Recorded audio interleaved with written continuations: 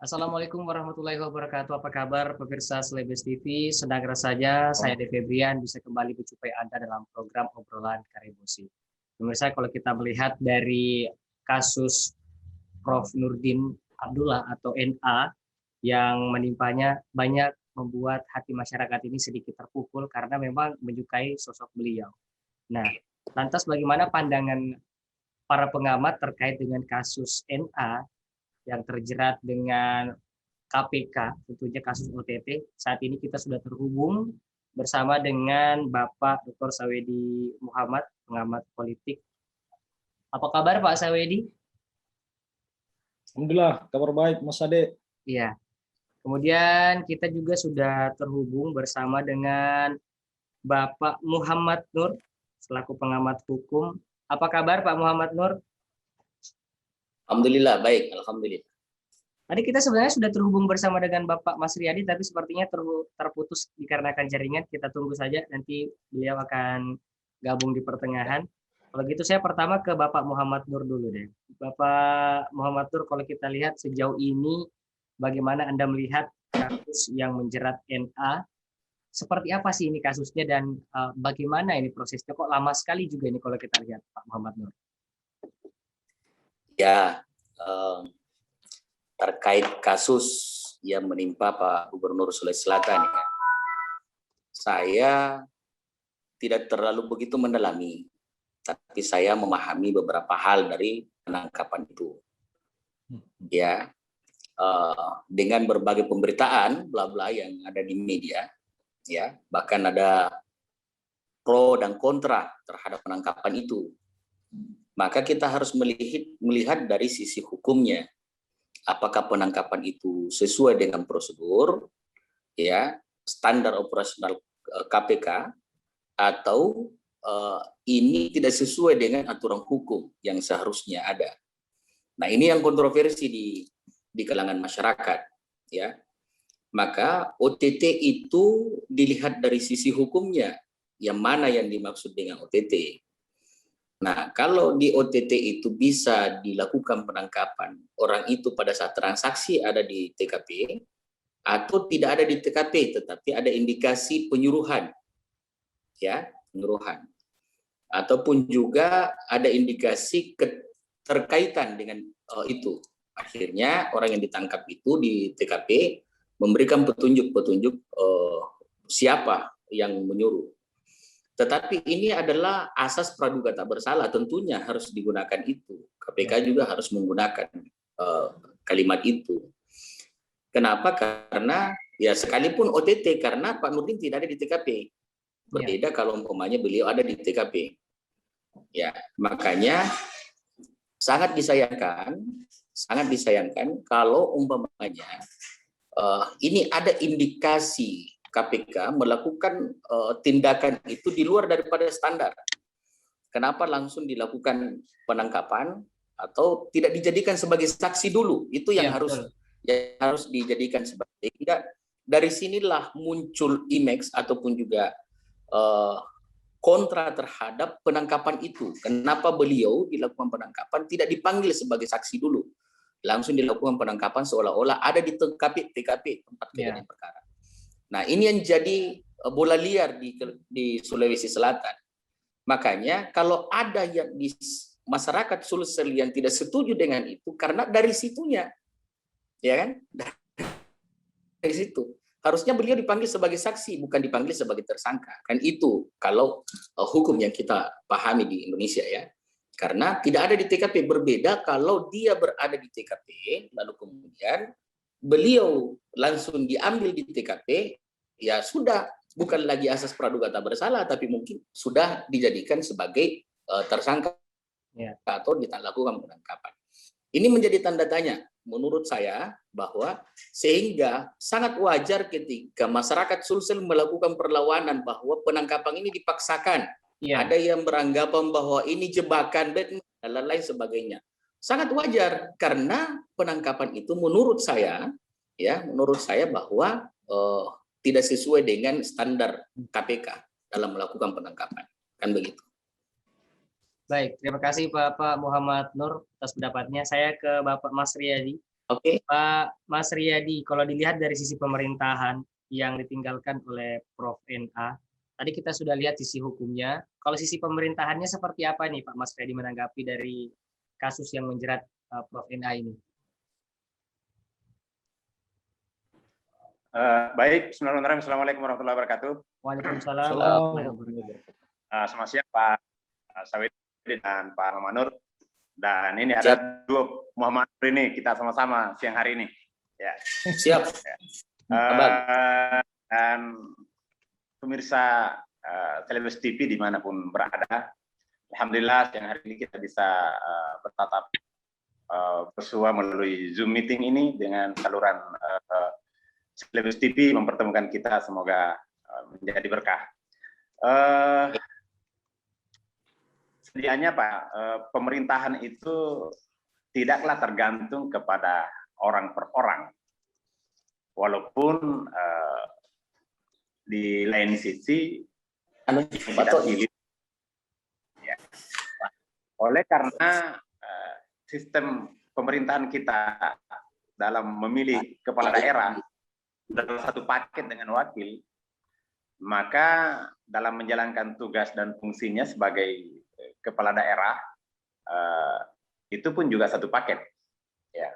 Walaupun tetap bahwa wakil itu adalah menjalankan tugas membantu gubernur misalnya, tetapi ketika gubernur dinyatakan berhalangan, maka wakilnya yang menjadi pelaksana tugas.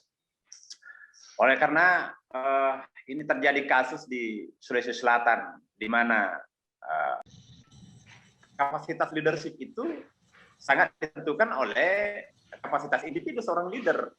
Ya, nah, kapasitas individu itu bukan hanya dipengaruhi oleh latar belakang pendidikan sekolah, tetapi juga karena pengalaman dan seterusnya. Nah, beliau ini kan di samping punya pengalaman yang mumpuni di dunia akademik, di dunia birokrasi juga sudah 10 tahun malah melintang di birokrasi, memimpin daerah, walaupun skopnya kabupaten, tetapi sesungguhnya sama-sama sebagai pemimpin daerah. Oleh karena itu ya bagaimanapun dengan ditahannya beliau, ya, bisa menggunakan bahasa ditahan ya, karena terlalu kasar kalau saya menggunakan bahasa ditangkap. Ya. Jadi ditahannya beliau sebagai tersangka kasus tertentu oleh lembaga KPK itu mempengaruhi apalagi namanya roda dan apalagi namanya orkestrasi kepemimpinan di pemerintah Provinsi Sulawesi Selatan. Ya, dan itu langsung atau tidak langsung bahkan besar sekali pengaruhnya. Banyak hal-hal yang mesti dan bisa dilakukan dengan gubernur definitif, tapi tidak bisa dilakukan oleh pelaksana tugas. Oleh itu ini sangat merugikan tentu saja masyarakat Sulawesi Selatan secara umum, dan tentu saja mempengaruhi kinerja dan akselerasi kinerja birokrasi pemerintahan Sulawesi Selatan secara khusus. Saya menyoroti di situ. Ya. Baik, terima kasih Pak Mas Riyadi. Saya ke Bapak Dr. Sawidi Muhammad. Ini menarik sepertinya ya Pak Sawidi kalau kita melihat dari sisi politiknya. Banyak juga masyarakat Kota Makassar yang melihat bahwa Pemprov dan Pemkot ini tidak ada chemistry. Itu pertama. Dan kedua, kasus yang menjerat Prof. Ena ini seperti yang dikatakan Bapak Muhammad Nur, sesuai dengan operasi tangkap tangan namanya. Tapi sebenarnya bukan tangkap tangan karena tidak ada di TKP seperti gitu ya Pak Muhammad Nur ya. Gimana nih Pak Sawidi melihatnya? Oke, terima kasih Mas Ade. Selamat sore Pak Nur dan juga Pak Mas Riyadi. Bang, sore. Jadi senang bertemu di Zoom meeting ini. Saya ingin merespon tadi statement Pak Muhammad Nur ya, bahwa benar ya bahwa ada persoalan polemik hukum terhadap istilah OTT terhadap Nurdin Abdullah. Dan saya kira kita lihat sejak tanggal 28 Februari yang lalu beliau dinyatakan sebagai tersangka oleh KPK ya. Hanya 2 hari setelah istilah OTT dilakukan, Dan sampai hari ini belum ada masih berproses ya di pengadilan ya. Saya lihat beberapa hari yang lalu pemberitaan tentang Agung Sucipto dalam prosesnya diadili di Makassar, kemudian pemanggilan terhadap istri beliau sebagai saksi. Yang terpenting menurut kita ini dalam kacamata sosiologisnya adalah masyarakat dan juga tentu Pak Nurdin dan keluarga butuh kepastian hukum dan juga keadilan hukum terhadap proses ini. Dan ini harus ada ending dari proses yang sudah berlangsung ini. Dan saya kira sangat wajar apabila masyarakat juga mempertanyakan, kok proses dinyatakan OTT tetapi proses hukumnya berbelit-belit. Dan sudah sekian banyak saksi-saksi yang diperiksa, tetapi ujung-ujungnya belum juga menunjukkan tanda-tanda bahwa proses hukum terhadap Nurdin Abdullah itu berproses sesuai dengan yang diharapkan. Yang pertama. Terus yang kedua, yang menjadi keprihatinan kita semua adalah terlepas dari kasus hukumnya, mengenai pembangunan di Sulawesi Selatan yang mengalami gangguan. Saya kira ini yang saya akan soroti, bahwa ada beberapa program-program yang sudah dicanangkan dengan baik oleh Pak Nurdin Abdullah dan juga wakilnya Andi Sudirman Sulaiman, tetapi karena kasus yang menimpa ini menjadi kontroversial. Dan menurut saya memang perlu ada kembali penegasan tentang visi membangun Sulsel ini secara tegas. Karena Pak Mas Riyadi tadi menyoroti dari segi leadership, saya kira leadership dari PLT Gubernur ini dituntut bahwa meskipun ada keterbatasan sebagai PLT, hal-hal yang bisa dilanjutkan, program-program yang sangat urgent, itu hendaknya harus dilanjutkan. Jangan membuat proyek itu berkatung-katung. Apalagi tadi memang ada persoalannya dari segi koordinasi dengan Pemkot Makassar, dalam hal ini Wali Kota Makassar yang terpilih. Kita tahu semua bahwa hubungan dengan gubernur beberapa waktu yang lalu itu mengalami pasang surut. Bahkan ada beberapa berita di koran yang menurut saya ini merupakan persoalan yang sangat urgent diatasi. Itu menyangkut koordinasi mengenai program-program yang sudah dicanangkan oleh Nurdin Abdullah, tapi ditentang oleh wali kota terpilih, yaitu Pak Dani Pomanto. Misalnya program stadion renovasi Stadion Matuangin. Ini yang menjadi masalah. Itu anggarannya dan sudah siap tender, nilainya sekitar 1,1 triliun rupiah. Tapi Pak Dani Pomanto pasang badan bahwa itu melanggar beberapa aturan, termasuk AMDAL Lalin, lalu lintas.